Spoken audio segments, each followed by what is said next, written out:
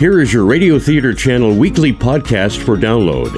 The RTC still has the very best old-time radio on the live streaming. And if it's music you love, tune in to the RTC Music Channel, where this link and many others are on our website at oldtimeradiolisten.com. Now, here's Jim. Welcome, everybody, and thanks for joining us. This is the RTC Weekly Download. We have a comedy today, and we're going to visit with the Green Hornet. But first, that comedy was all the way back in 1946 when Bob Hope and Frank Sinatra got together to make this. Let's listen. Bob Hope and his special guest, Frank Sinatra.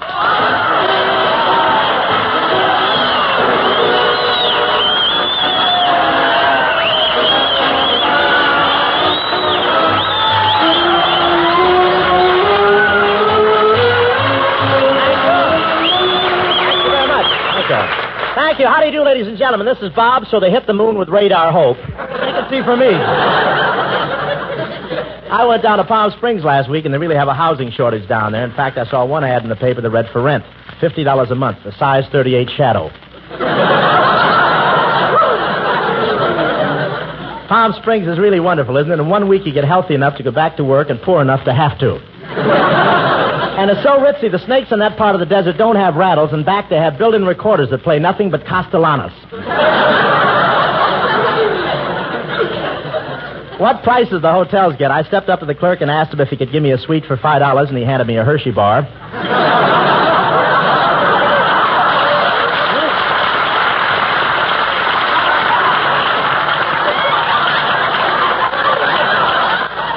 You should have seen the hotel I stopped at. What a place. There was a sign in the room, don't turn off the electric fan. It's holding up the walls.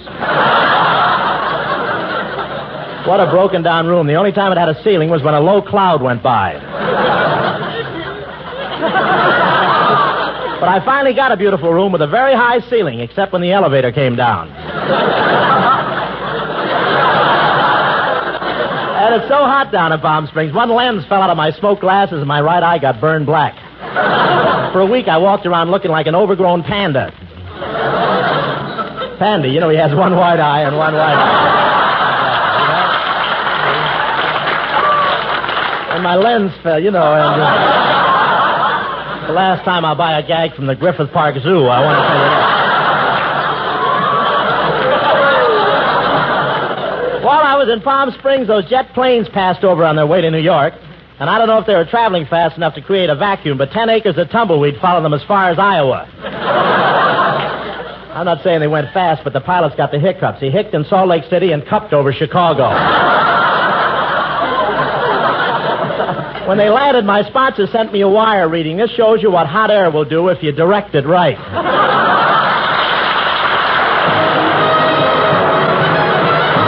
Here comes Skinny Ennis.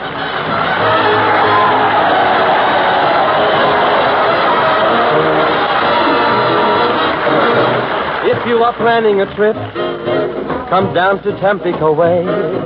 Those lovely tropical scenes will make you want to say, Hi, Tampico, Tampico, on the Gulf of Mexico.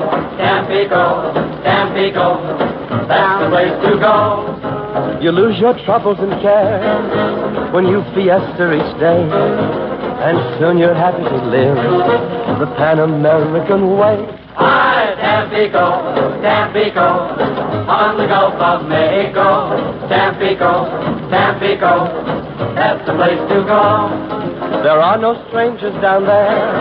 It's all a big family, because they greet you with their good neighbor policy.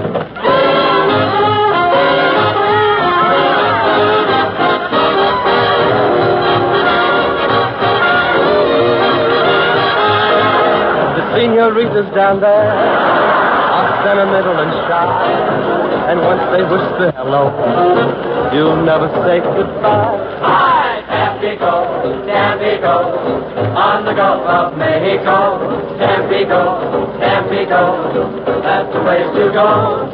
You learn to rumba down there with Esterita McPhail, who learned to do it last week from Arthur Murray by mail. Hi, Tampico, Tampico, on the Gulf of Mexico. Tampico, Tampico. Tampico, that's the place to go. The senoritas, they wave when you arrive at the dock. The native costumes they wear are slacks and bobby socks.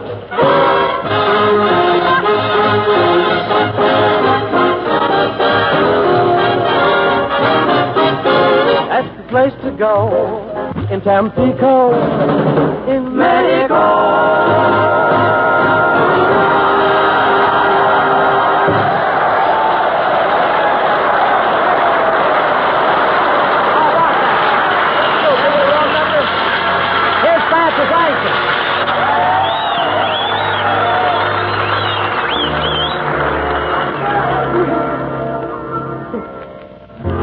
I'm glad I waited for you.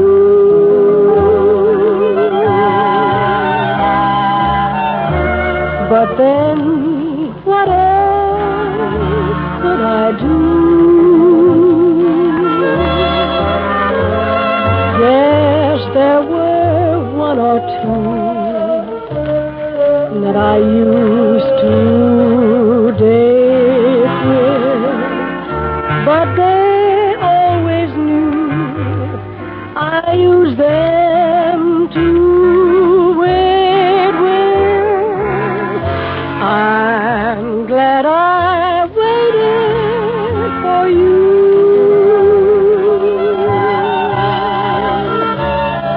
I'm glad my heart waited too. That favorite dream of mine has just come true. I'm glad I waited for you.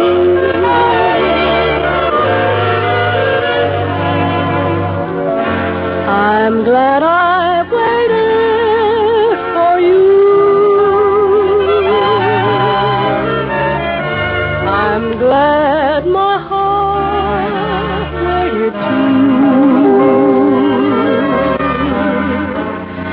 That favorite dream of mine has just come true. I'm glad I waited for you.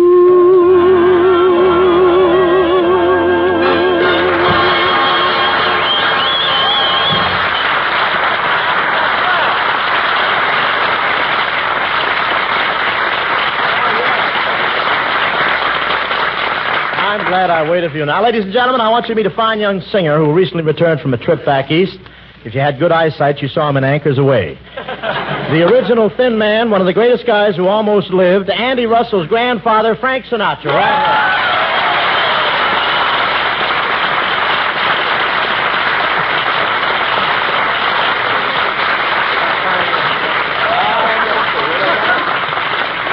Coming along.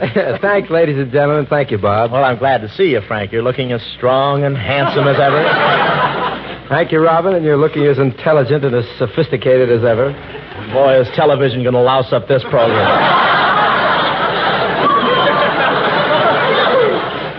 Tell me, Frankie, how was your trip east? Wonderful, Bob. I flew, you know. Made it in 12 hours. Gee, that's pretty good time. Yes, it is, considering that I had to stop at Albuquerque to change pigeons. But you know, Bob, I had a small accident. I had to bail out, as a matter of fact. You had to bail out? What happened? Well, when we got over Denver, the pigeon hit a downdraft, and the recoil threw me off. You feel a little kick on that last one. Say, you really covered a lot of territory back there. Tell me, are the hotel rooms still scarce in New York? Huh? Still scarce. Well, I took a ride down Riverside Drive. So what? So nothing. General Grant was sitting on a park bench and getting $10 a day for renting out his tomb. Well, you must have felt right at home in there. No, Bob. You see, I stayed... Wait a second.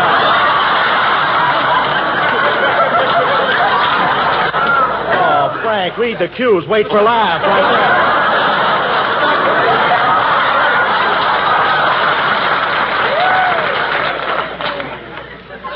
I lost my head. I almost lost my laugh. Bob, you see, I stayed with my folks over in Hoboken. I'm from the north, you know. That's my hometown. I went to grammar school there. I bet you were the spitball champion, huh? Not me. The other kids threw the spitballs. Well, how come you didn't throw them? Well, they used to wrap me up inside and let me do the steering. Gee, just think, Frank, only a few years ago we were both living on the wrong side of the tracks, and here we are today, next-door neighbors in North Hollywood. Uh-huh. So you're the guy that lives next door to me. Yeah, what about it? Bob, must you raise sheep? That isn't the reason, Frankie. I'm doing all of Lana Turner's knitting now. Fine vocation. Say, Robin, I got a complaint to make, though. What about? Well, I can't understand that dog of yours. Look, I've been living there for months, and he still barks at me when he sees me laying around the yard. Doesn't he like me? Oh, it isn't that, Frankie. It's just that he's never seen a bone with a bow tie on it before.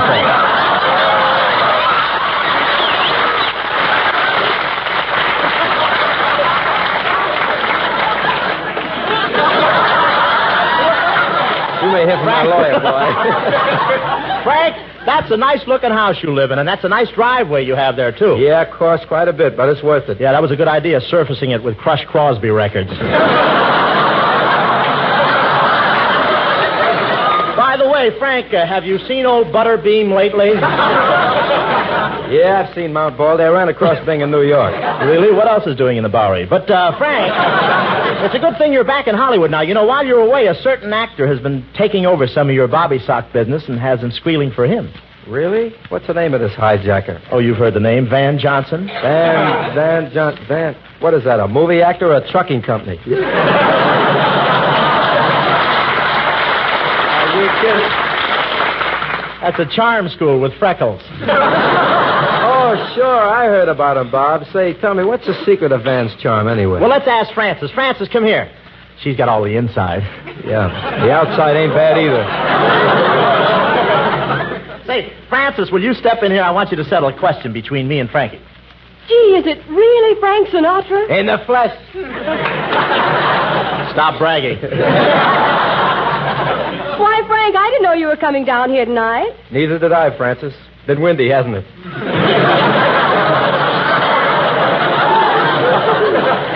You know, Francis, you should see more of me. Well, I'd like to.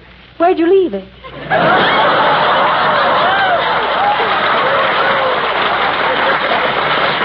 Being fractured here.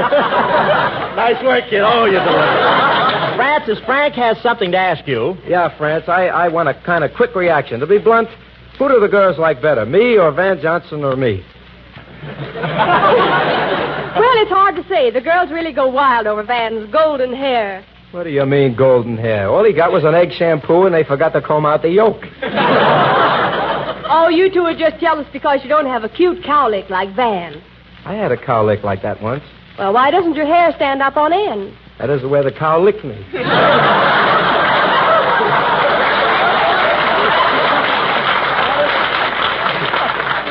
That isn't where the cow licked me. Gee whiz, my records are still selling big. Why do I stand here reading this junk when I got money in the bank?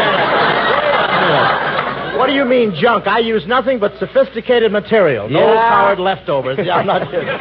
Well, to me, it's still junk. Oh, yeah? If you're going to get tough, put up your dukes. Okay, I got him up. Start something. Okay, take that. Frankie!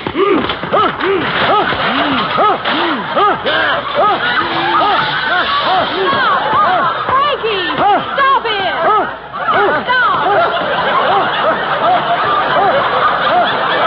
Stop, fellas! Stop. Why, Francis, you afraid we'll hurt each other? No, but the sound man is getting awful tired.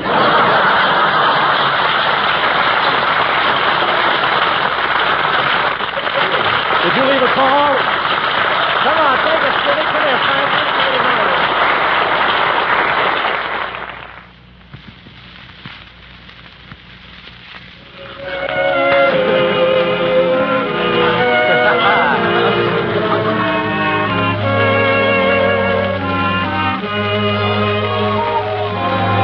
If I don't see her each day, I miss her. Gee, what a thrill each time I kiss her. Believe me, I've got a case on Nancy with a laughing face. She takes the winter and makes it summer. Summer could take some lessons from her. Picture a tomboy in lace. That's Nancy with a laughing face. Have you ever heard mission bells ringing? Well, she'll give you the very same glow. When she speaks, you would think it was singing. Just hear her say hello. I swear to goodness, you can't resist her. Sorry for you, she has no sister. No angel could replace Nancy with a laughing face.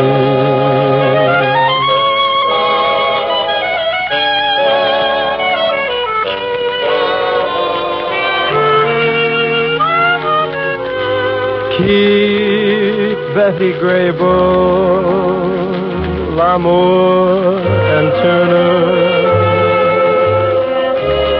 She makes my heart a charcoal burner. It's heaven when I embrace Nancy with a laughing face.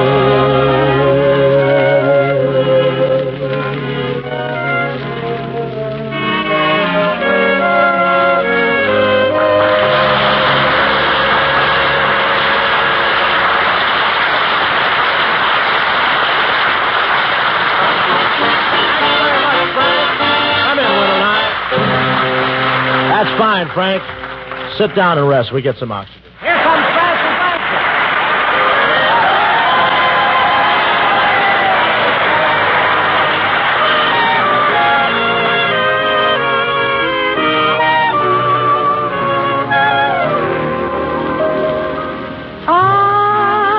I should care. I should go around weeping. I should care. I should go without sleeping. Strangely enough, I sleep well, except for a dream or two. But then I count my sheep well. Funny how sheep can lull you to sleep. So I should care. I should let it upset me. I should care.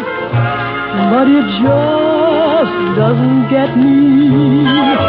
Maybe I won't find someone as lovely as you. But I should care, and I do.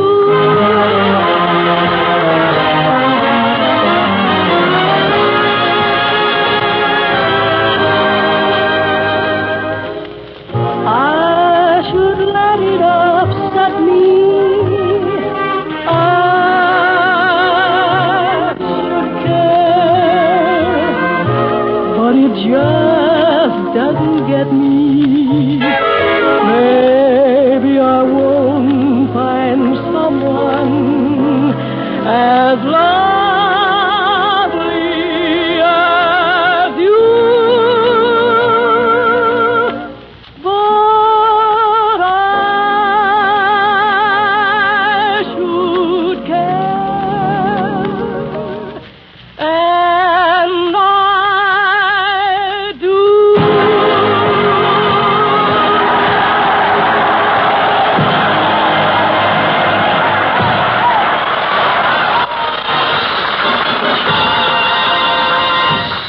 Tonight, folks, we're going to take a little excursion into the land of fantasy and bring you as weird and chilling a ghost story as you ever heard.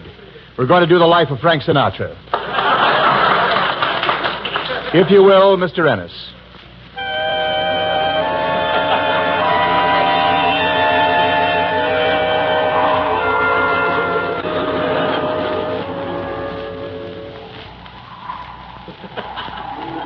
Life of Frank Sinatra.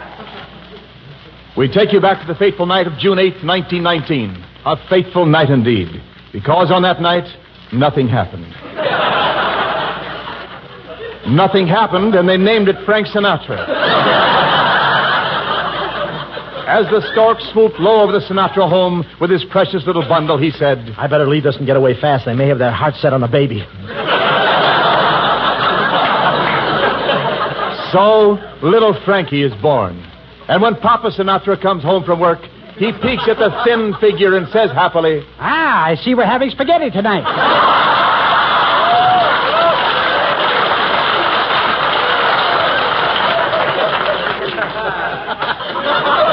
But time marches on, and Frankie gets bigger, thanks to helium gas. And even at that early age, his mother knew he was going to be very intelligent. When she looked down at the infant lying in his crib, Frankie would open his big blue eyes and say, Goo-goo, hey. At the age of 5, Frankie gets into his first fight with the kid next door. I give up. Don't hit me again. Don't hit me again. Okay, and let that be a lesson.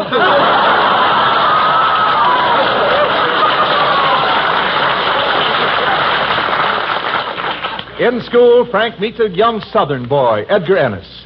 As boys will, they size each other up carefully, then speak. Hiya, fatso.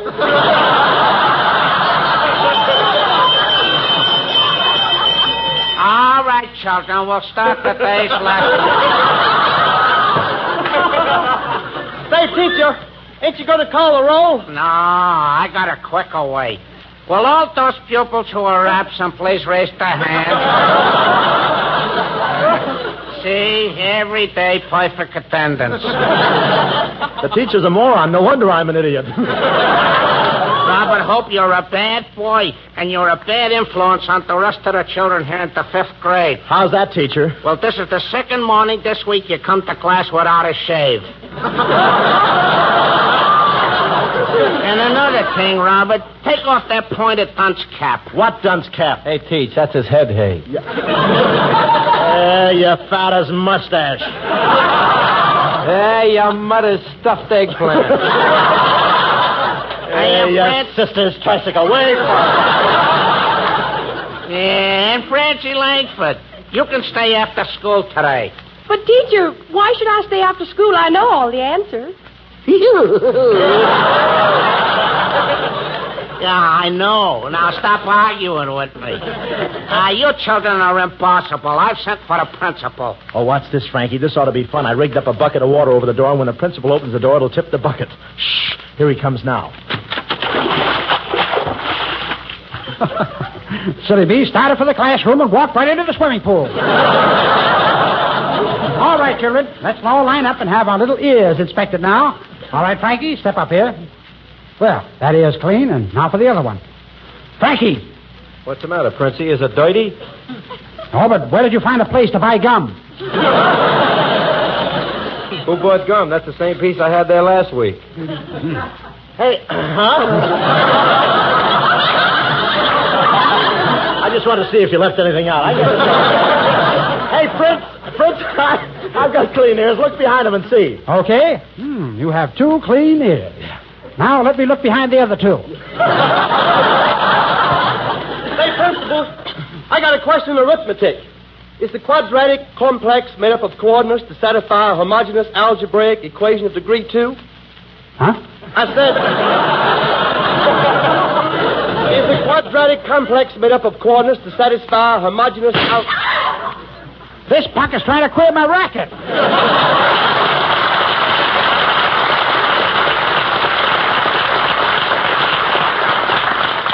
Eager for fame and fortune, Frank teams up with Bob Hope and goes into show business. We find Frank and Bob applying for their first job in a Hoboken nightclub. Frank, my new act will kill the people. Maybe so, Bob, but I think you should stick to just telling jokes. You do? Yeah, I don't think it'll look right, a man doing a bubble dance.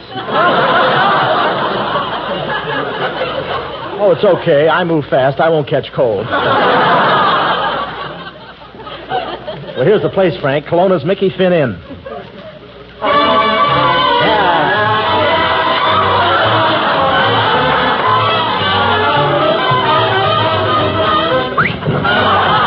Boy, what a tough-looking joint. What makes you think it's so tough? Well, just look at the hat check girl. She's checking the hats with the heads in them. Hey, Bob. Check your coat here. Check your coat. Don't stop, Frank. Walk right by. Now, how about your hat? Hey, look, Bob, here comes the owner. Hey, mister, we're part of the new floor show. Sorry, I've got all the chorus girls I need. Listen, we're not chorus girls. Take another look. Well, I don't need any scrub women either.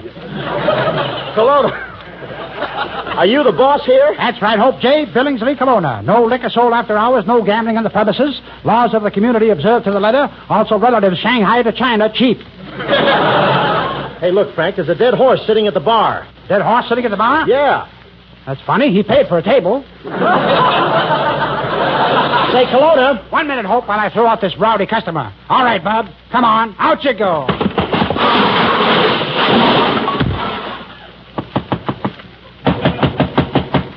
Come on, fellas. Let me back in.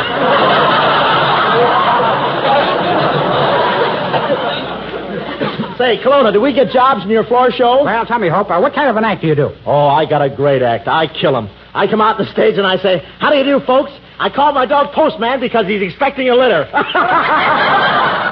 see, he's expecting a litter. It's my special delivery that gets him, you see. You get it, Jeff? Do you think you can use my jokes? Why not? Most of our customers like an egg in their beer.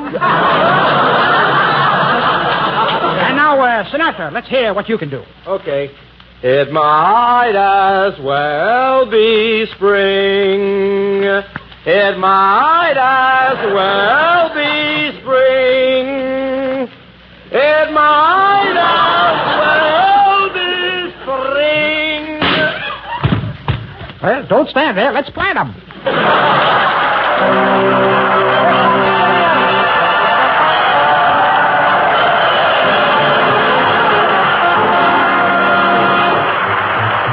Got a date with an angel.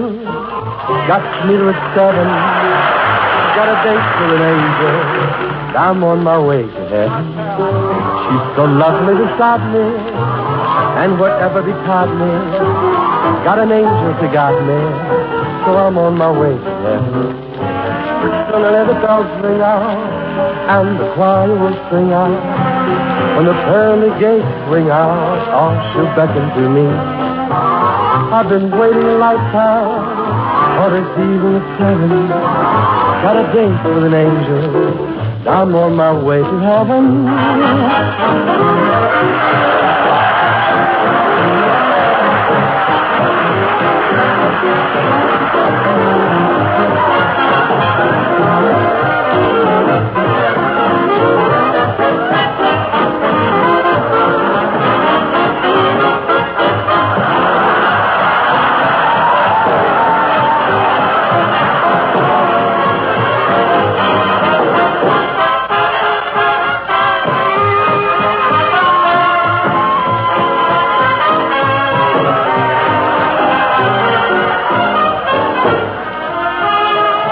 Gonna let the bells ring out, and the choir will sing out. When the pearly gates ring out, oh, she'll beckon to me. I've been waiting a lifetime for this evening at 7. Got a date with an angel. Now I'm on my way to heaven.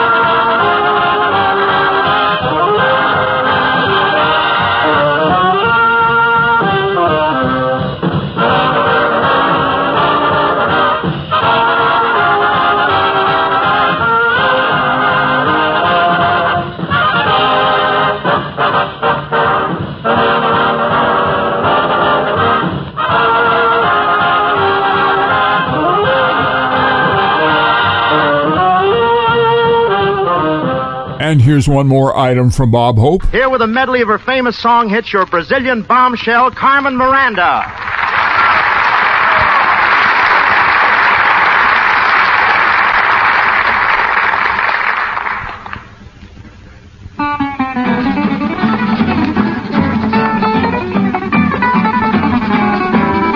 Jolly bum de bum bum bum, jolly bum de bum bum lele, jolly bum de bum bum lá, quero ver três vezes bum lá bam. Jolly bum de bum bum bum bum, jolly bum de bum bum lele, jolly bum de bum lá, quero ver três vezes bum lá. Eu vi papi papani papadela e outro papi papostado de uma papa de fubá, papo pipa papa amarela no papo de papi papi que papo lá na mapa. Quando eu disse papai que papi papai papai de vindes na porque papai era papão, eu fiquei pra como um papo no meu estava quando escuto papagaio ele dizer papapagão. Jolly bum de bum bum bum, jolly bum de bum bum lele. Jolly bum de bum bum lá, quero ver três vezes bum lá bam. Jolly bum de bum bum bum, jolly bum de bum lele, jolly bum de bum lá, quero ver três vezes bum lá. Eu vi papi papani papadela e outro papi papostado de uma papa de fubá, papo pipa papa amarela no papo de papi papi que papo lá na mapa. Quando eu disse papai que papi papai papai de vindes mais porque papai era papão, eu fiquei como um papo no meu estava quando escuto papagaio ele dizer papapagão. Que se cobrou o capeta de uma capa que se trepa na garupa do capeta capataz, porque ninguém possa ver o papo pipa papa para embaixo. Jolly bum de bum bum bum, jolly bum de bum bum lele, jolly bum de bum bum lá, quero ver três vezes bum lá. Vai! Jolly bum de bum bum lele, jolly bum de bum bum lá, quero ver três vezes bum lá.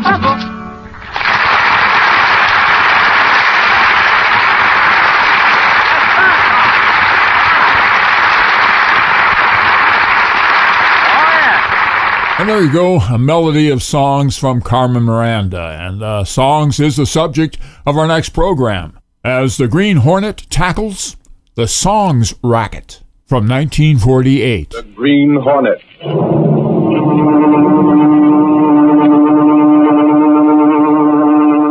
He hunts the biggest of all game, public enemies that even the G-men cannot reach.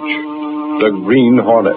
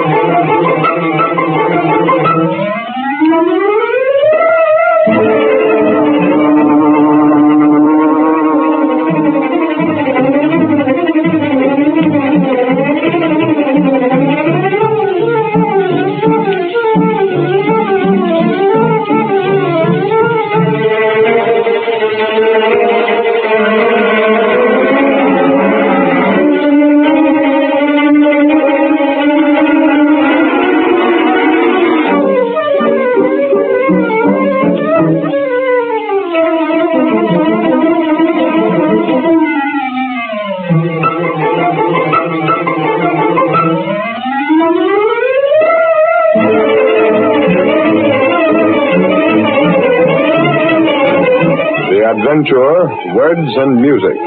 The events and characters depicted in this drama are fictitious. Any similarity to actual persons, living or dead, is purely coincidental.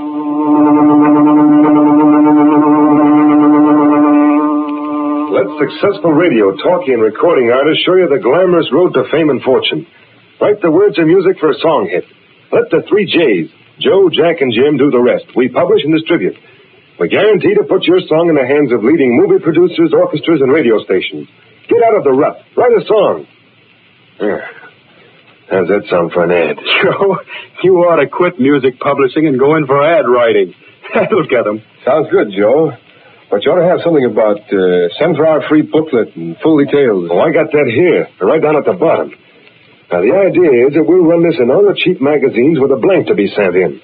We've fiddled around with this racket long enough. Now it's time to branch out. That's the idea. Get into a nationwide business. Hold on, Jack. Maybe we should get a lawyer to look things over. We'll be using the mails, you know. I talked to the lawyer, Jim. We aren't breaking any laws. What about that line, submitting songs to radio stations, dance bands, and all that? We will. We'll submit them. If they toss them in the wastebasket, that's not our worry. Okay. Another thing the lawyer said. What's that? We ought to protect each other. I got some contracts here, see? Contracts for what? We all sign them. It's a partnership agreement so we don't break up. Break up? Yeah. Suppose one of us lands a job with a radio sponsor or something. None of us could. You know that, Jack. We worked as a harmony trio. We're washed up as far as that stuff goes. Maybe your pipes were never good for solo stuff, but Jim can do a good tenor. Oh, not me. I'm for the publishing racket. There's big dough in it. And we don't have to worry about commercial contracts running out. Just the same, we should have an agreement. If one of us pulls out or dies, the other two get his share of the work. That's fair enough, Jack. Sounds all right to me. I thought it'd be okay with you two. If we're going into big business, we might as well be organized right. And what about this ad? Is it okay with you two to go ahead and run it? Sure. The sooner we get started, the sooner the dough will begin rolling in.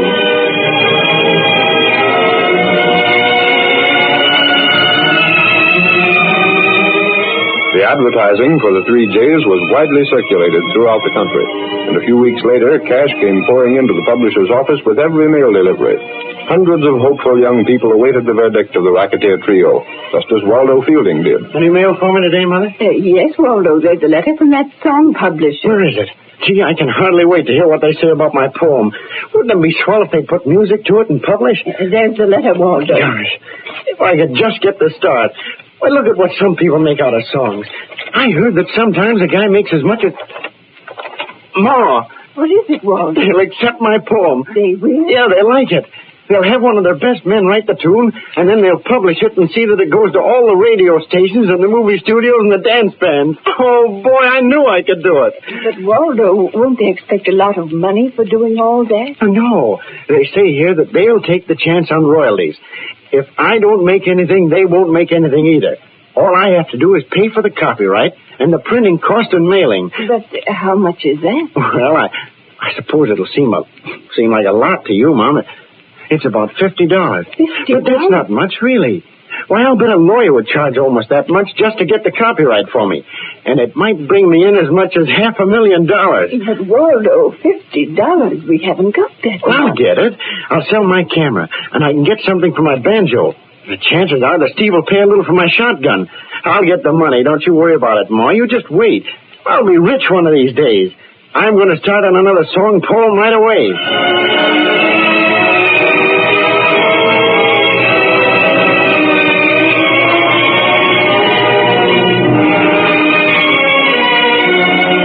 Several more weeks elapsed, and Joe, Jack, and Jim found a veritable gold mine in their venture.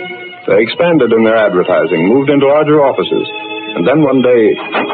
Hey, Joe. Jack. Yeah, Jim? The better business people have been checking up. So what? They don't like our way of doing business. Oh, they don't, huh? Well, isn't that too bad? What are they going to do about it? They'll probably publish some warnings about us. The suckers that send lyrics and tunes to us won't listen to warnings. They're so convinced that their stuff is good, they'll believe whatever they want to believe. That's the psychology of this business. Well, just passing on what that bird from the Business Bureau told me. He claims we're running a racket. It isn't a racket at all. We take a certain fee for publishing a song, agree to secure copyright, furnish a tune or lyric, whichever is required, and have a certain number of copies printed and distributed. And we do all those things. Certainly.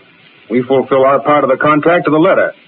There isn't a law in the country that can touch us. But it won't do us any good to have newspaper ads calling attention to our way of doing business. Well, we can't stop it, can we?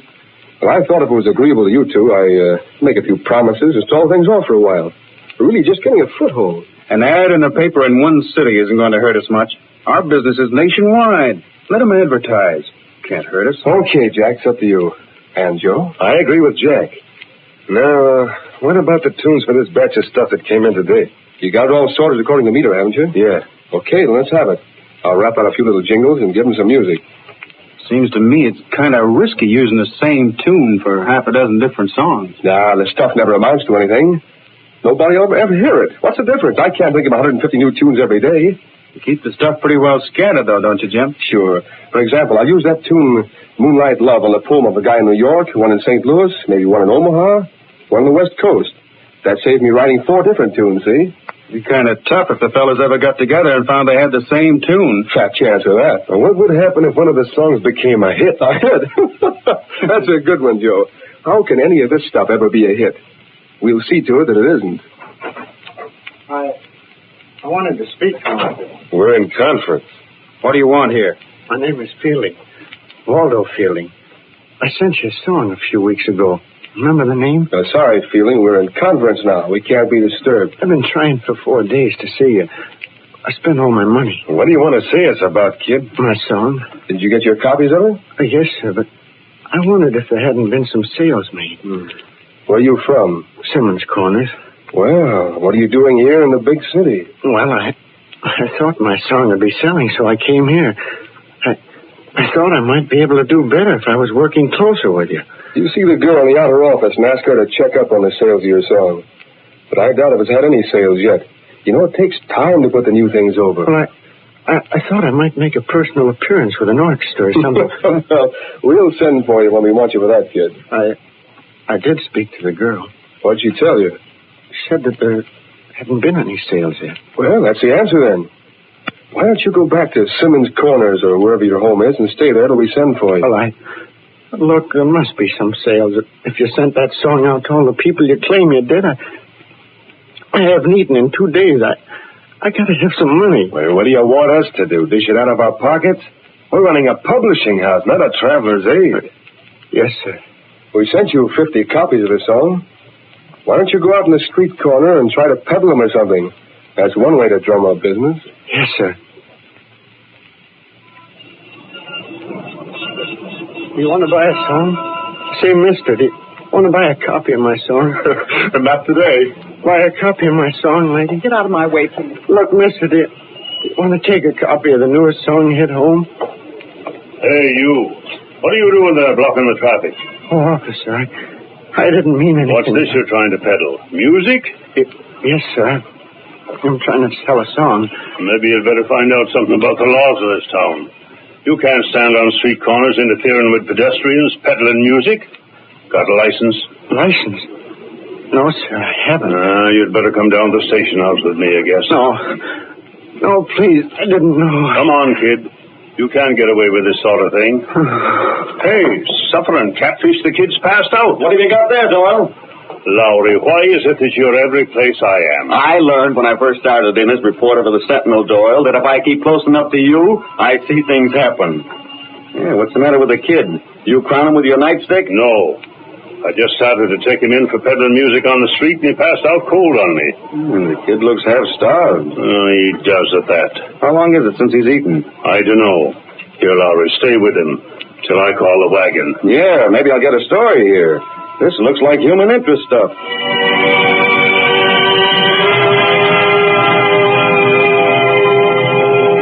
Ed Lowry, the star reporter of the Daily Sentinel, came into the office of the young publisher Britt Reed a couple of hours later. Miss Case, Reed's secretary, said, Mr. Reed's not in now, Lowry. But I gotta see him about a special story. He's still out. Where? How the dickens do I know where he goes? I'm the last one he tells. It's discouraging. Discouraging? Hey, now listen, Casey. Don't get ideas that the boss is interested in you. He travels with the 400. Don't be idiotic. As far as Britt Reed is concerned, you're just part of the office furniture. But I do wish he'd settled down long enough so I could write to his father with some feeling of confidence. What's the trouble? Oh, just as soon as I write Mr. Reed and tell him that Britt's taking an interest in the Daily Sentinel, he disappears. Lady, if I had his dough, I'd never come to the office. During the past week, he's been out to some affair almost every night. He's bored with the office again. Well, he'll get his fill of nightlife and then settle down again. Yes, until he gets his fill of the newspaper business again. Oh, here he is. Say, boss, I ran into Doyle, the big cop, today. Oh, yes? And he had a kid in tow. The kid had passed out from hunger. But when Doyle spotted him first, he was trying to peddle a song he'd written. A song? And it ties right in with the racket we've been working on. What racket was that, Larry? Music publishing. You know, those wildcat publishers that call themselves Joe, Jack, and Jim, the 3 J's? Who are they? A broken-down vocal trio that hit a good racket. I got a first-hand story from one of the victims of the racket. The poor kid got just enough encouragement from them to quit his job and leave home. Here's the song he wrote. I brought a copy for you. Well, leave it with Miss Case. I'll take it with me when I go home. Well, what about my story? I got pictures of the kid. Well, speak to the city editor about it. He's paid to handle that sort of thing. But maybe there's editorial meat in it. Gunnigan's the best judge for that. Oh, hang it all. What's the matter, Larry? Well, look here, boss. I get my Gunnigan, Larry. Okay. I'll take it to Gunnigan. There's the words and music. Mr. Reed. Yes, Miss Case? I'm going to stick my neck out again. Isn't there something we can do to make the office more attractive for you? Oh, no, it's quite all right, Miss Case. Then why can't... Why won't you... Oh, I understand, Miss Case. You're concerned again because I'm spending too little time around here. Frankly, I am, Mr. Reed. I hate to keep writing your father that you... I'm sorry. But you'll have to admit that newspaper work hasn't a great deal of adventure. It might have. Oh, yes, Miss Case, it might have. There was plenty of excitement while the Green Hornet was so active. There was, wasn't there? I wonder if the Hornet has been killed. Killed? Why, Miss Case? We haven't had a story about a Hornet adventure in quite a while. That's true. He may have been killed, or he may have, retired. I doubt if the Green Hornet would retire, Miss Case. Well, perhaps then the police and public have been so greatly aroused that the Hornet doesn't risk making another appearance. That's quite possible. I never saw you more interested in the newspaper than while the Green Hornet was running wild. Well, you must admit the Green Hornet furnished news. He certainly did. Mr. Reed, there's just as much excitement in everyday life if you could only realize it. For example? For example, that lad that Lowry tried to tell you about. Waldo Fielding. Now, there's human interest. Poor chap that falls for racketeers, quits his job in the little home community, comes to the big city, goes hungry, is misled and victimized by these fake music publishers. Isn't there something the law can do about publishers of that sort? If there were, the law would be doing it. But they stay inside the law, Mr. Reed. According to Lowry, they have a contract, and they fulfill the terms of the contract. So the law is helpless. I've heard about the racket, Miss Case. Aren't you going into your office? No, I think I'll leave for the day. It's after 4. But, Mr. I'll take Reed... the song along with me just to satisfy Lowry. Very well. See you sometime tomorrow. You will stop in then tomorrow. Oh, yes, I'll probably stop in. If the Green Hornet would only start up again, and perhaps Britt Reed would become interested in the publication of news.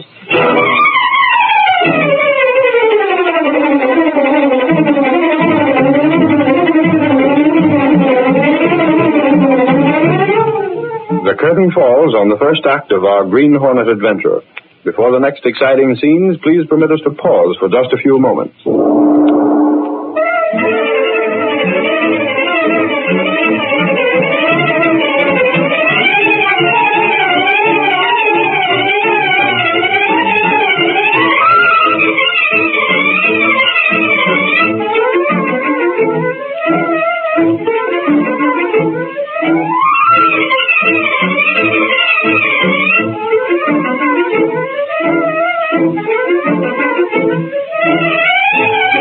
Now to continue our story. Britt Reed went directly from his office to his apartment. He was uneasy and restless, and only Cato, his faithful valet, realized the real cause of the uneasiness. You're right, Cato. I do feel handcuffed, hampered, tied down. If there were only some way the Hornet could get at this music publishing racket, I'd go out. But the risk, Mr. Brett. Risk be confounded. There's a risk in anything, Cato. Yes, Mr. Brett. You can't find any way it can be broken up. Not even if we do use the role of the Green Hornet to get at them. Is it big? It's nationwide. Those 3 crooks, Joe, Jack, and Jim, have thousands of people all over the country sending money to them. Money that won't bring a thing except false encouragement and heartbreak. Yes, sir. Yeah, look at tonight's Sentinel. Look at that warning from the Better Business Bureau. They wanted to buy a few inches, and I gave them a quarter of a page. But do you think that'll stop people from being made victims? Not on your life. I even ran one of the songs, a typical song, copyrighted and published by Joe, Jack, and Jim, to show the stuff they called good. Cato, why haven't it just occurred to me? What is it? I have an idea, Cato. Life's going to be exciting after all. This may be the entering wedge. Maybe this is what the Green Hornet's been waiting for. The ad for the Business Bureau, Cato. It shows a typical song published by that firm of Joe, Jack, and Jim. Yes, Mr. And the music for this is the same tune that was used by that young chap Lowry brought in a story about. It is. It definitely is. I don't know a great deal about music, but I do know that much. Do I have an engagement for tonight? Very call, Mr. Brett. Cancel it then. We're going to make other plans. What are they? This may give me the lead I need to smash that publishing firm. Joe, Jack, and Jim. Well, we'll see if they're staying within the law. Well, what can you do? Go to the office. I want to look around there for a while. And if my suspicions are correct, we'll hold a meeting of the firm. The firm? Joe, Jack, and Jim. Come on. We're taking out the Black Beauty.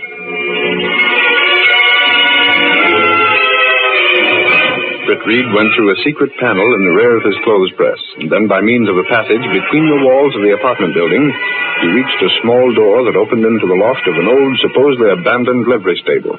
It was here, unknown to everyone, that the sleek black car of the Green Hornet was housed. Is the car ready, Cato? Yes, sir. All right, get in. Mask? Here, in compartment. Gas weapon? Here. Good enough. I want to telephone Joe, Jack, and Jim, but I can do that from their own office later on this evening. Yes, sir. Now, let's get going.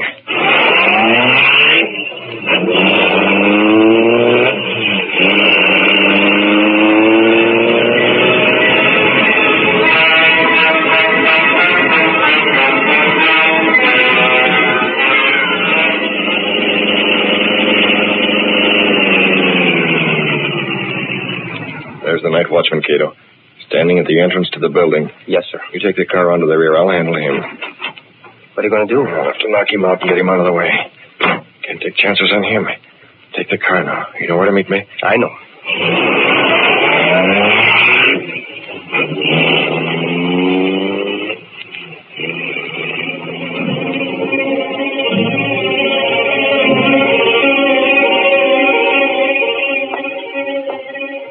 Hat brim pulled low over his eyes, almost hiding the mask, the Green Hornet approached the entrance of the office building where a man stood smoking a pipe. Offices are all closed now, mister. I don't want to hurt you. What have you done, Hornet? That'll hold you for an hour. If I need more time, I'll give you some more gas.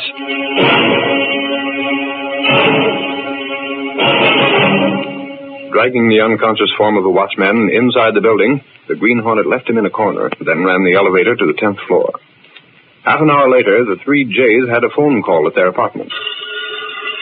I suppose that's just another one of these would-be writers calling for information on his song hit. Answer, Jack. Hello? I wish we'd given that Fielding kid a little dough. Oh, stop harping about him, Jim. But passing out in the street like he did, hunger, that won't do us any good. Well, it won't hurt us any. Yeah? For the love of Pete, forget him. He just won. Yeah. He should have come to the city in the first place. Maybe you're right, Joe. That'll be swell. Who's he got on the phone? I don't know. Looks as if it's something pretty good. Yes, sir. Right away.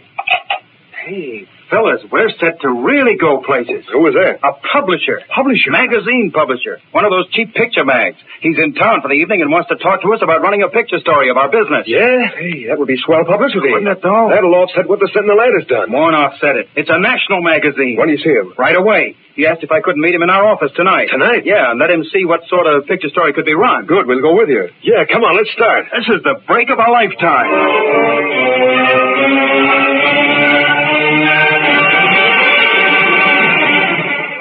Joe, Jack, and Jim rushed in a cab to their office building and found the front door open. The watchman must be on the first floor. Yeah, that'll save us waiting for the elevator. Hey, Larry! Where are you?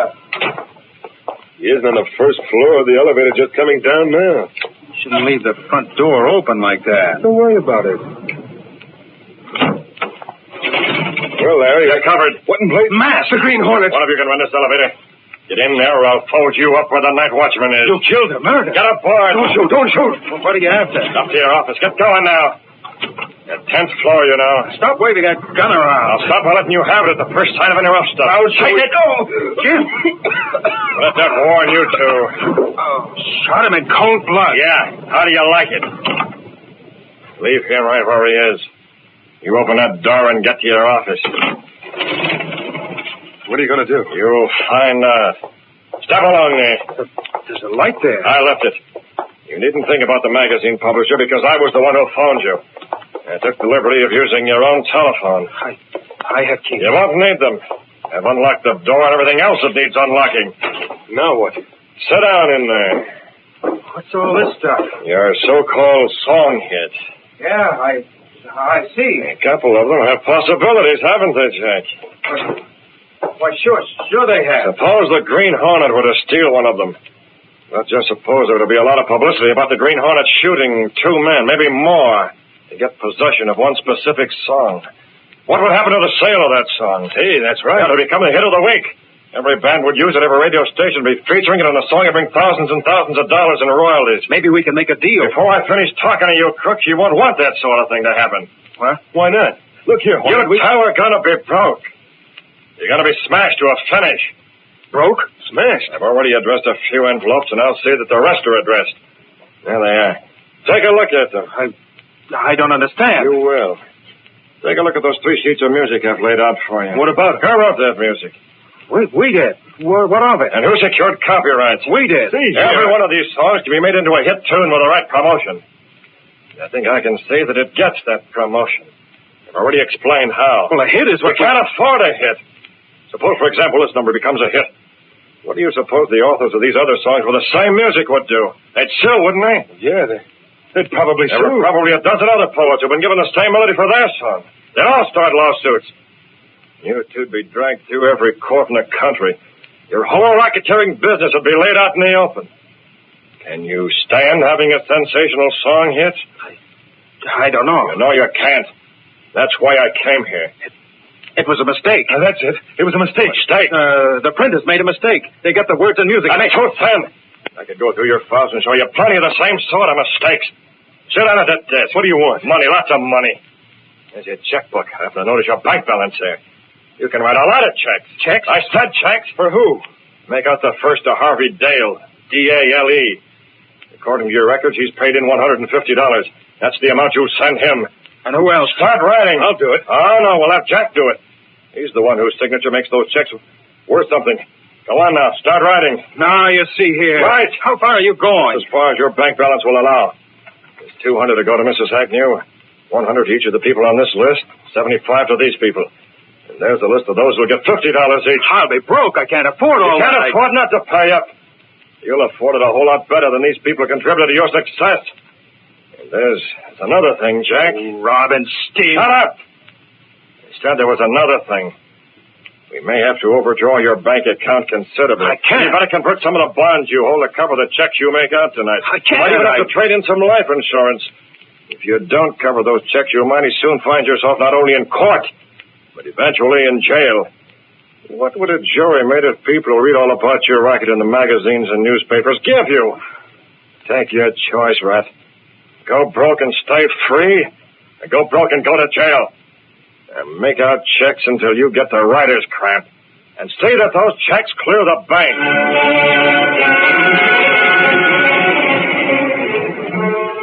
By first one threat, then another, the Green Hornet compelled the publisher to make out checks to refund money. And then... That's as far as your cash will go. I'll see to it that these envelopes are mailed. You can't get away with it. No? Now, let me explain that I can still make one of your songs a hit.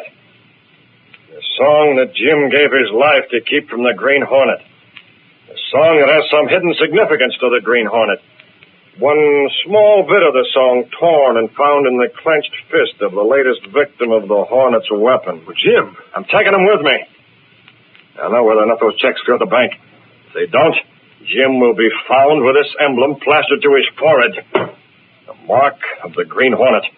And this part of this song clenched in his fist. Wait. If we don't stop payment, if those checks go Then through... you'll have nothing but poverty to worry you. And don't try another racket like this one.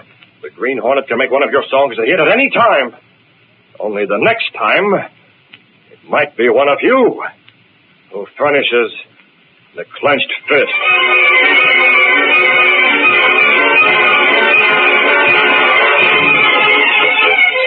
Leaving the two racketeers in their office, the Hornet took the elevator to the first floor, dragged the still unconscious man to the rear door of the building, and put him into the car. That'll do, Cato. What do we do with him? We'll have to keep him under cover until these checks clear the bank. And then, Cato, we can let him go.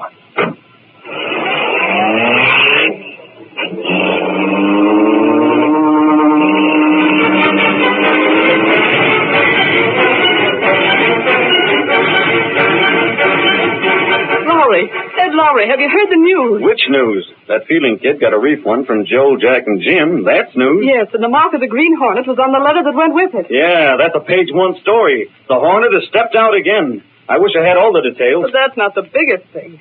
Mr. Reed was in bright and early this morning. He's a newspaper man again. He's been working like a Trojan all day, trying to run down some leads on the Hornet from what information he gathered. He is? Yeah, but it won't last. I'm certain that he'll lose interest again if the Green Hornet goes back into seclusion. But what if the Green Hornet was to be captured? I'm afraid Britt Reed would lose interest in the Sentinel in that case, too.